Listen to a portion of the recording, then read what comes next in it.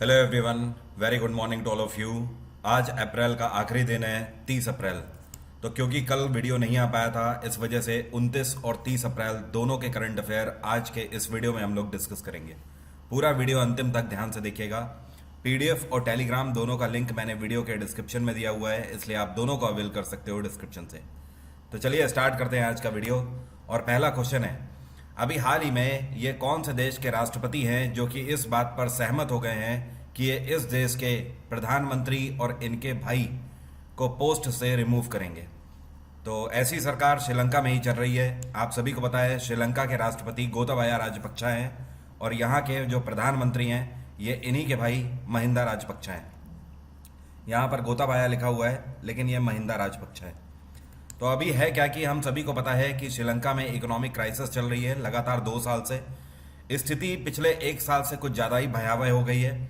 अभी आपने देखा कि पिछले 3 महीने से डीजल और पेट्रोल के लिए भी पैसा नहीं जुटा पा रही है श्रीलंकन गवर्नमेंट, जिसकी वजह से वहाँ पे लगातार के खिलाफ। इसके अलावा आपने देखा कि भारत सरकार के द्वारा भी 2 से 3 वित्तीय सहायता लगातार श्रीलंकन गवर्नमेंट को दी जा चुकी है। लाइन ऑफ क्रेडिट भी ऑफर करी जा चुकी है। तो एक्चुअली श्रीलंकन गवर्नमेंट के ऊपर प्रेशर है, जिसकी वजह से इन्होंने फाइनली एग्री कर लिया है कि अपने भाई जो कि प्रधानमंत्री पोस्ट पर इस टाइम पर हैं, जिनका नाम है महिंदा राजपक्षा, इनको ये रिमूव करेंगे।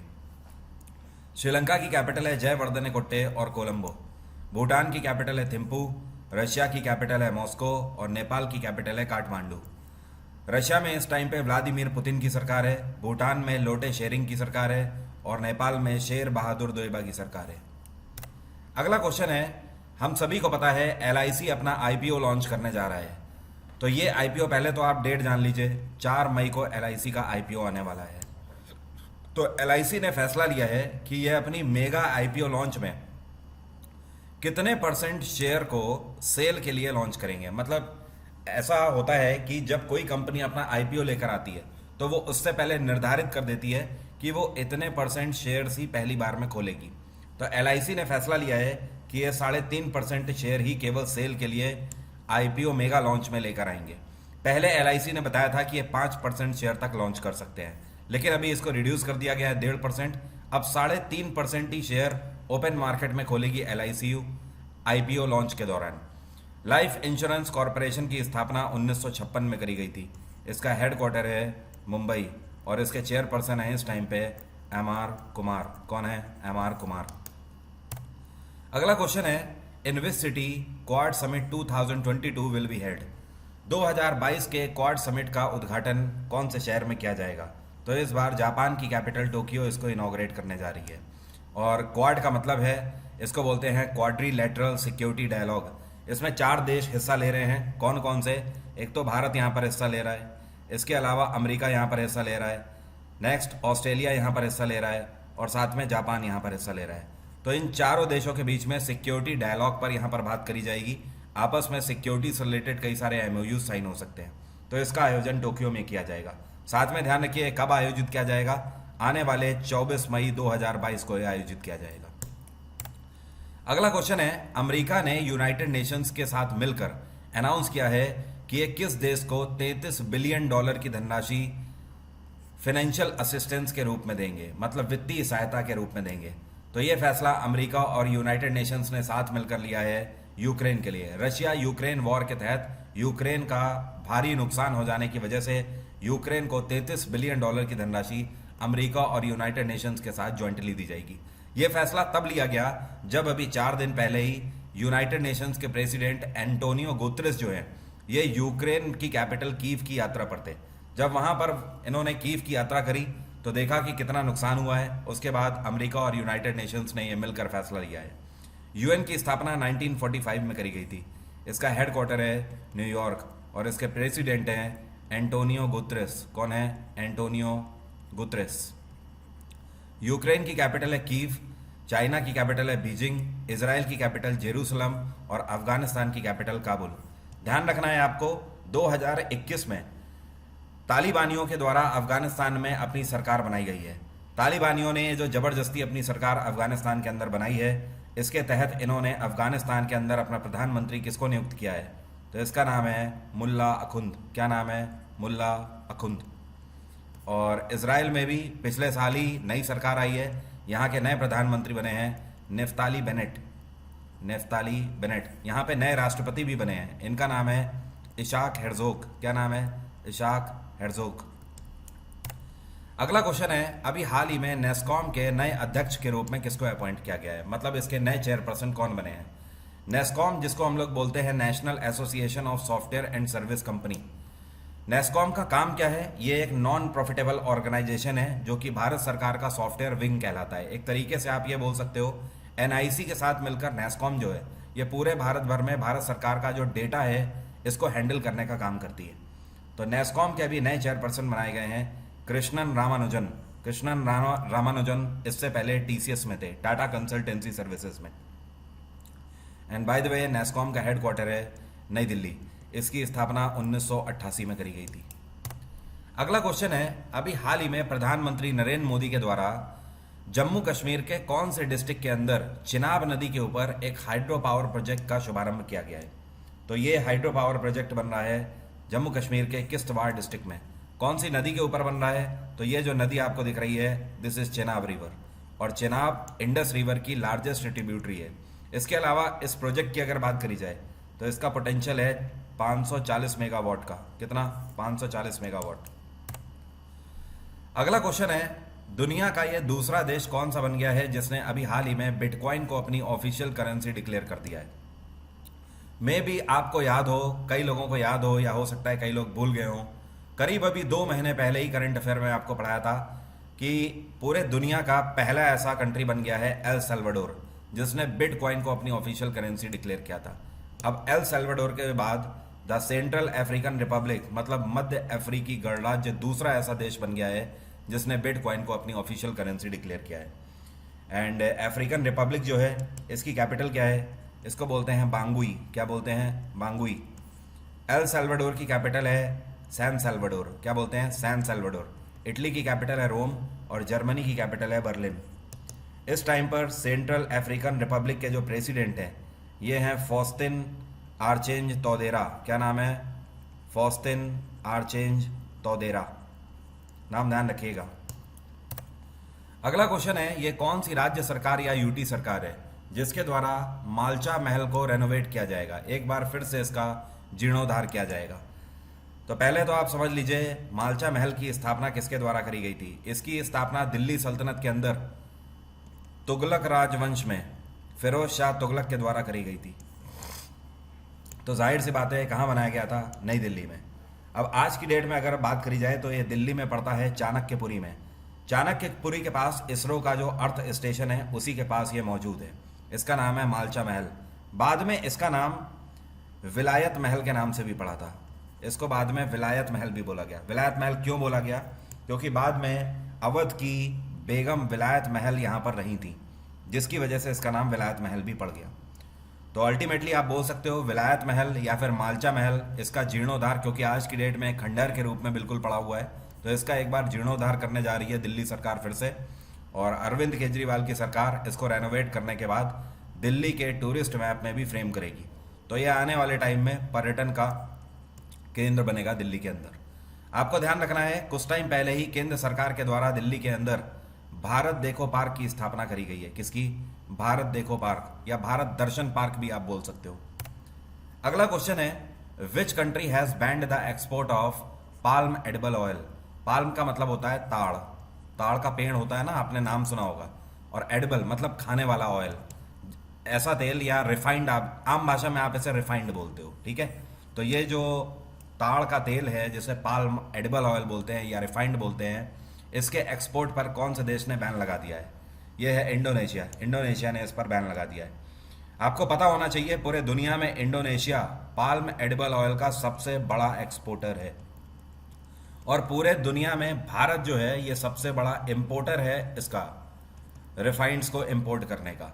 अब आप समझ लीजिए, जाहिर सी बात है अगर इंडोनेशिया ने इसको एक्सपोर्ट करना बंद कर दिया है तो भारत में जो रिफाइंड है इसके दामों में सीधा सीधा असर पड़ेगा, क्योंकि भारत सरकार 70% रिफाइंड जो है ये इंपोर्ट करती है इंडोनेशिया से, और बाकी का बचा 30% हम लोग इंपोर्ट करते हैं मलेशिया से। कहाँ से? मलेशिया से। तो जाहिर सी बात है रिफाइंड के दाम हो सकता है आने वाले टाइम में और तेज़ी से उछलें। इंडोनेशिया की कैपिटल है जकार्ता और यहाँ पर जो राष्ट्रपति हैं ये हैं जोको विडोडो। या फिर हो सकता है इंडोनेशिया से हमारे जो इंटरनेशनल रिलेशन है ये काफ़ी अच्छे हैं, हो सकता है भारत सरकार कोई बीच का रास्ता निकाले और रिफाइंड के जो दाम हैं वो बढ़े ना, एज इट इज़ रहें। तो maybe it completely depends on our international relations. And Maldives की कैपिटल है माले, जापान की कैपिटल है टोक्यो, चाइना की कैपिटल है बीजिंग। अगला क्वेश्चन है, अभी हाल ही में उन्नत भारत अभियान 2.0 ने कितने साल अपने पूरे कर लिए हैं? तो भारत सरकार ने उन्नत भारत अभियान को साल 2018 में लॉन्च किया था, आज चल रहा है 2022, तो इसके 4 साल पूरे हो चुके हैं अभी अभी हाल ही में 25 तारीख के दिन। और उन्नत भारत अभियान को क्यों लॉन्च किया गया था? इसका मेन मोटो है रूरल इंस्टीट्यूशंस का वेलफेयर, जितना भी ग्रामीण एरिया है वहाँ पर इंफ्रास्ट्रक्चर का डेवलपमेंट और साथ में भारत के जितने भी एजुकेशनल इंस्टीट्यूशंस हैं उनका भी वेलफेयर। अभी हाल ही में आईएमएफ के द्वारा 2023 के लिए भारत का जीडीपी कितना प्रिडिक्ट किया गया है?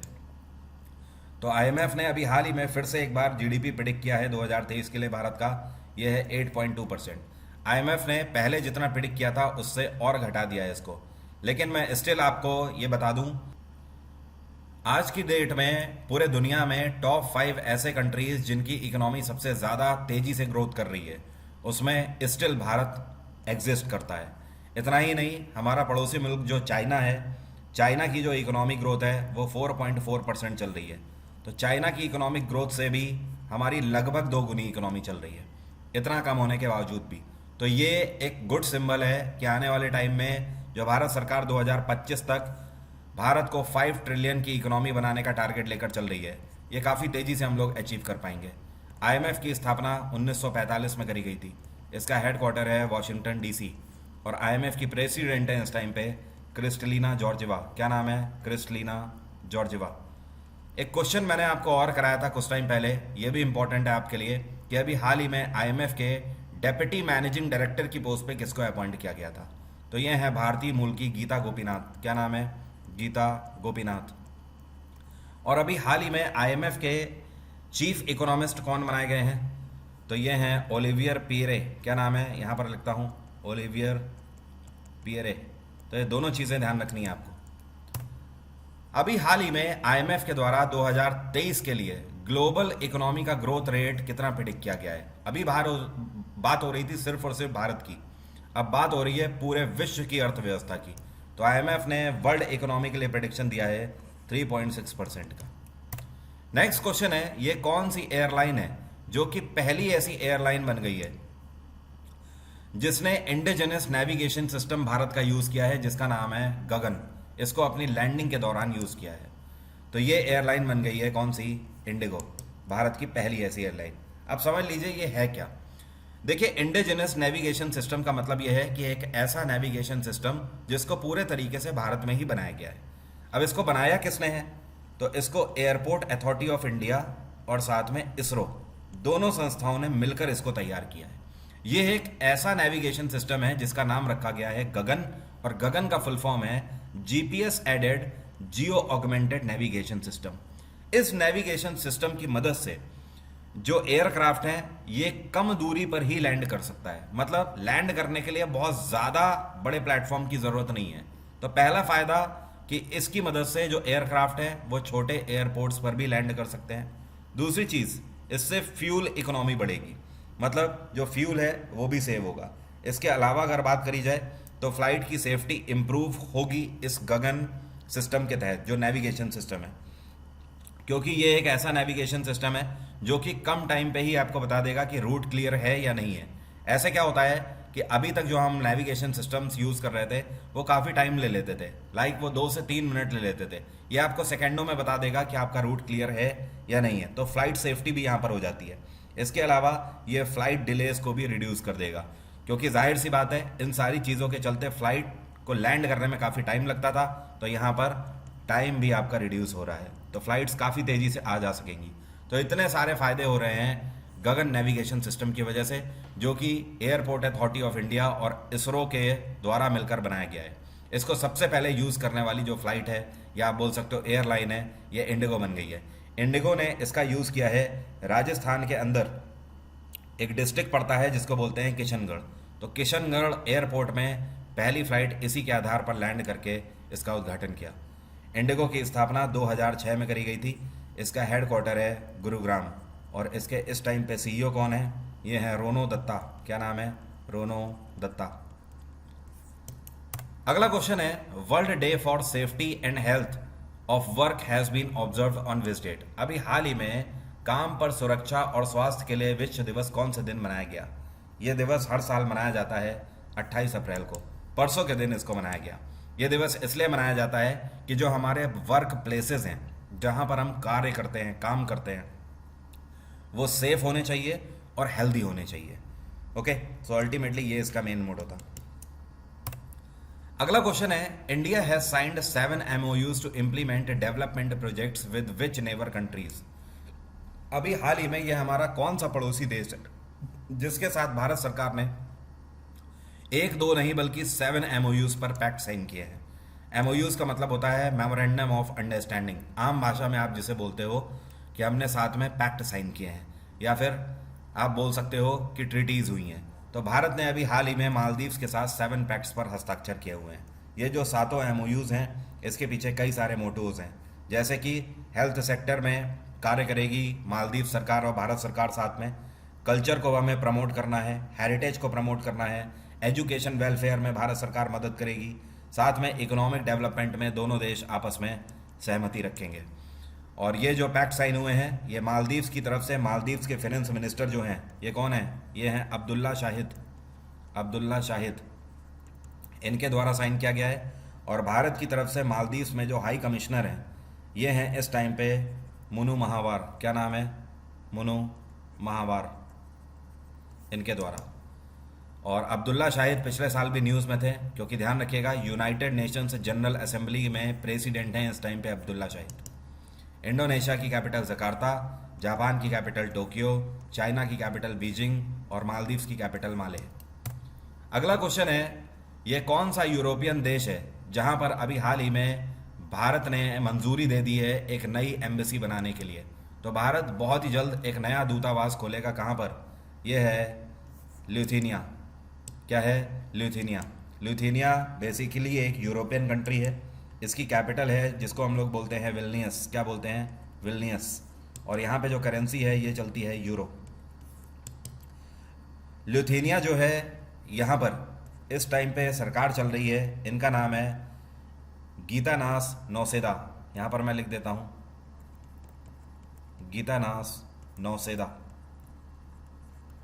तो अभी हाल ही में लिथुआनिया की तरफ से भारत में ब्यूरोक्रेट्स की विजिट थी। तो दिल्ली में भारत के जो एक्सटर्नल अफेयर्स मिनिस्टर हैं डॉक्टर एस जयशंकर, उनके साथ लिथुआनिया के ब्यूरोक्रेट से बात करी गई और यहाँ पर मंजूरी दे दी गई है कि एक नया दूतावास खोलेगा भारत।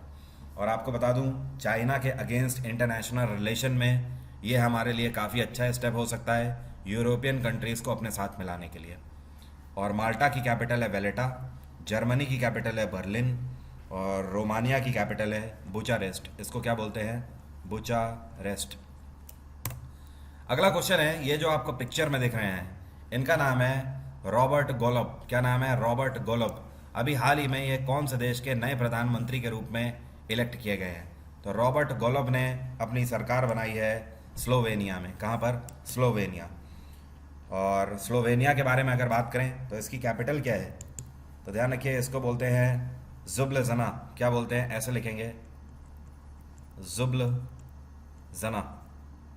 यहाँ पर एल साइलेंट रहता है, तो इसकी कैपिटल है जुब्लजना। और यहाँ पे जो राष्ट्रपति हैं ये हैं बोरुत पोहोर। तो बोरुत पोहोर जो कि यहाँ के राष्ट्रपति हैं, इन्होंने यहाँ के प्रधानमंत्री रॉबर्ट गोलोव को अभी हाल ही में अपॉइंट किया है। और ये इस बार इलेक्शन में खड़े थे किसके अगेंस्ट? इनका नाम है ज़ेनेस ज़ेंसा। ज़ेनेस ज़ेंसा स्लोवेनिया के 3 बार प्रधानमंत्री रह चुके हैं। तो आप समझ लीजिए कितने पावरफुल कंटेस्टेंट थे इनके सामने ऑपोजिशन में। लेकिन रॉबर्ट गोलोव ने इस बार इलेक्शन जीत लिए और ये बता दिया कि स्लोवेनिया की जनता इस बार बदलाव चाहती है। रॉबर्ट गोलोव जो है, इनकी पार्टी का नाम क्या है? तो इसका नाम है फ्रीडम मूवमेंट। क्या नाम है? फ्रीडम मूवमेंट इनकी पार्टी का नाम। अगला क्वेश्चन है, ये कौन सी कंपनी है जिसने अभी हाल ही में एयर एशिया के इंडियन विंग्स को एक्वायर करने के लिए प्रपोजल दे दिया है। मतलब सीधा सीधा ये है कि ये कौन सी कंपनी है जो कि एयर एशिया इंडिया को खरीदना चाहती है। तो ये है टाटा। और देखिए इसमें कोई बड़ी बात नहीं है। बेसिकली अगर बात करी जाए एयर एशिया की, तो ये कहाँ की कंपनी है? ये मलेशियन एयरलाइन है। कहाँ की? मलेशियन एयरलाइन है। लेकिन जो इसका इंडियन विंग है, इसमें आज की डेट में टाटा अपने पास 83.67% स्टेक होल्ड करती है। मतलब कहने का कि एयर एशिया का जो इंडिया विंग है उसमें 83.67% स्टेक सिर्फ और सिर्फ टाटा के हैं। बचे हुए 16.33% स्टेक हैं वो मलेशियन एयर एशिया के हैं। तो आने वाले टाइम में टाटा भारत में जितना भी एयर एशिया है उसको पूरे तरीके से अधिग्रहण करना चाहती है। 100% इन 16.33% को भी टाटा खरीद लेना चाहती है। ध्यान रखिए, अभी हाल ही में टाटा सन्स के द्वारा एयर इंडिया को भी खरीद लिया गया है। एयर इंडिया को खरीदने के लिए भारत सरकार को टाटा की तरफ से 18,000 करोड़ की धनराशि दी गई है। कितनी? 18,000 करोड़ में खरीदा है। अगला क्वेश्चन है, who has inaugurated a mega event enterprise India. अभी हाल ही में एंटरप्राइज इंडिया नाम का एक मेगा इवेंट आयोजित किया गया, जिसका उद्घाटन किसने किया? तो ये है नारायण राणे जी के द्वारा इसका उद्घाटन किया गया। नारायण राणे इस टाइम पे एमएसएमई मिनिस्टर हैं। अब सवाल ये उठता है कि ये इवेंट कब से स्टार्ट हुआ है? तो ये 27 अप्रैल से इसकी शुरुआत हुई है और ये कब तक चलेगा? ये 27 मई तक चलेगा इवेंट। पूरे एक महीने तक एंटरप्राइज इंडिया इवेंट मनाया जाएगा। इसका मेन मोटो ये है कि भारत के एमएसएमईज और एंटरप्रेन्योरशिप को बढ़ावा देना। साथ में ये जो पूरा इवेंट ऑर्गेनाइज किया जा रहा है, ये आज़ादी का अमृत महोत्सव के अंतर्गत मनाया जा रहा है, क्योंकि इस बार हम लोग आज़ादी के पूरे 75 साल मना रहे हैं। अगला क्वेश्चन है, अभी हाल ही में इंग्लैंड की टेस्ट क्रिकेट टीम के नए कैप्टन के रूप में किसको आवंटित किया गया है? तो जो आपको पिक्चर में दिख रहे हैं, आप समझ ही गए होंगे, बेन स्टोक्स ये नए कैप्टन होंगे इंग्लैंड की टेस्ट क्रिकेट टीम के। और ये सक्सीड कर रहे हैं जो रूट को। अभी तक जो रूट थे सिर्फ, तो अब जो रूट कप्तानी नहीं संभालेंगे, बेन स्टोक्स ही कप्तानी संभालेंगे। नेक्स्ट क्वेश्चन है, which high court has ordered to keep politicians and businessmen away from sport bodies. अभी हाल ही में ये कौन से हाई कोर्ट के द्वारा एक स्टेटमेंट पास किया गया है कि जो पॉलिटिशियंस हैं, राजनीतिज्ञ हैं और जो व्यवसायी हैं, जो बिजनेस पर्सन्स हैं, इनको खेल के निकायों से दूर रखा जाए। जितनी भी स्पोर्ट बॉडीज़ हैं भारत में उनसे दूर रखा जाए। तो ये है मद्रास हाई कोर्ट। और मद्रास हाई कोर्ट में इस टाइम पे जो चीफ जस्टिस हैं, ये कौन है? ये हैं मुनीश्वर नाथ भंडारी। क्या नाम है? मुनीश्वर नाथ भंडारी। ये इस टाइम पे चीफ जस्टिस हैं यहाँ के। और पता है आपको, मद्रास हाई कोर्ट की स्थापना 1862 में करी गई थी। अगला क्वेश्चन है, ये कौन सा ओटीटी प्लेटफॉर्म है जो कि 2 मिनट की एक फिल्म लॉन्च करेगा? और ये किसके लिए होगी? ये 7 विमेन चेंज मेकर्स के लिए होगी और इसका नाम होगा आज़ादी की अमृत कहानियाँ। अब देखिए, पहली चीज़ तो ये समझ लीजिए, ये है क्या? ये भारत की 7 ऐसी महिलाएं हैं जिन्होंने कहीं ना कहीं एक बदलाव साबित किया है सोसाइटी में। कहीं ना कहीं सोशल वेलफेयर के क्षेत्र में, एंटरप्रेन्योरशिप के क्षेत्र में, बिजनेस के क्षेत्र में, स्पोर्ट्स के क्षेत्र में, या फिर राइटिंग के क्षेत्र में, तो अल्टीमेटली, या फिर डिफेंस प्लेटफॉर्म के क्षेत्र में। तो अल्टीमेटली 7 भारत की ऐसी महिलाएं जिन्होंने सोसाइटी में एक बहुत बड़ा माइलस्टोन साबित किया है। तो इनको लॉन्च किया जा रहा है, इनकी 2 मिनट की फिल्म नेटफ्लिक्स के ऊपर। नेटफ्लिक्स इसको लॉन्च कर रहा है और इसका नाम क्या होगा? आज़ादी की अमृत कहानियाँ। क्योंकि 75 साल आज़ादी के मना रहे हैं, आज़ादी का अमृत महोत्सव के रूप में। तो एक तरीके से भारत भर की सभी महिलाओं को इंस्पायर करेंगी ये कहानियाँ। नेक्स्ट क्वेश्चन है, अभी हाल ही में फिजी के अंदर श्री सत्य साई संजीवनी हॉस्पिटल जो है, इसकी ओपनिंग सेरेमनी का उद्घाटन किसके द्वारा किया गया? तो इसको एड्रेस किया गया अभी हाल ही में प्रधानमंत्री नरेंद्र मोदी के द्वारा। किसके द्वारा? तो फिजी की कैपिटल है सुवा और ये कहाँ पड़ता है? ये ओशनिया कंट्री है, ओशनियन कंट्री। ओशनिया कंट्री आपको पता है ना किसको बोलते हैं? एक ऐसा देश जो कि चारों तरफ से वाटर बॉडी से घिरा हो, एक आइलैंड की तरह। और फिजी में इस टाइम पे राष्ट्रपति कौन है? तो इनका नाम है विलियम कैटोनेबर। यहाँ पर मैं लिख देता हूँ, विलियम कैटोनेबर। अगला क्वेश्चन है, who has won UK's Commonwealth points of light award. अभी हाल ही में 2022 का ब्रिटेन की तरफ से दिया जाने वाला Commonwealth point of light award किसके द्वारा जीता गया है? तो ये अवार्ड जीता है किशोर कुमार दास ने। और ये कौन है? ये एक एजुकेशनल चैरिटी फाउंडेशन चलाते हैं जिसका नाम है विद्यानंदो। क्या नाम है? यहाँ पर मैं लिख देता हूँ, विद्यानंदो। उसके फाउंडर हैं ये। तो शिक्षा के क्षेत्र में उत्कृष्ट कार्य करने के लिए रूरल एरियाज़ में, दूर दराज के क्षेत्रों में, जितने भी रिमोट एरियाज़ हैं वहाँ तक शिक्षा पहुँचाने के लिए इनको सम्मानित किया गया है Commonwealth points of light award से, ब्रिटेन की तरफ से। मोस्ट इंपॉर्टेंट क्वेश्चन है, ये ध्यान रखिएगा।